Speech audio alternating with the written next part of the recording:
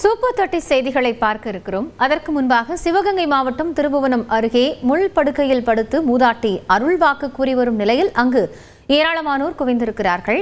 தகவல்களை செய்தியாளர் சிதம்பரத்திடம் கேட்கலாம். சிதம்பரம், இப்போ இந்த அருள்வாக்கு குறித்த கூடுதல் விவரம் என்ன? நிச்சயமாக கைத்திரி, திருப்புவனம் அருகே 7 அடி உயர முள் படுக்கையில் படுத்து அருள்வாக்கு கூறிய 63 வயது மூதாட்டி பெண் சாமியாரால் பக்தர்கள் பரவசம் அடைந்தனர். அருள்வாக்கு கேட்க 1000க்கும் மேற்பட்டோர் குவிந்ததால் பல பேர் சாமி அடித்தால் பரபரப்பு ஏற்பட்டது. சிவகங்கை மாவட்டம் திருப்புவனம் அருகே உள்ள லாடனந்த கிராமத்தில் பூங்காவனம் முத்துமாரியம் கோவில் உள்ளது. இந்த கோவில் நிர்வாகியாக 63 வயது நாகராணி அம்மையார் இருந்து வருகிறார். இவர் சிறு வயது முதலே 48 வருடங்களாக ஒவ்வொரு மண்டலமாக பூஜை 40 நாளுக்கு விரதம் இருப்பது வழக்கம்.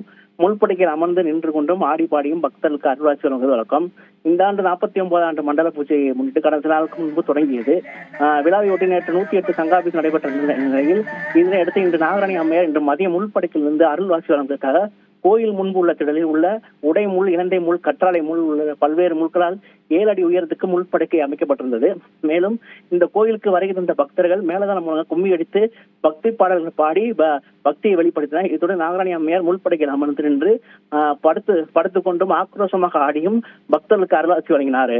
காயத்ரி, நன்றி சிதம்பரம் விவரங்களுக்காக.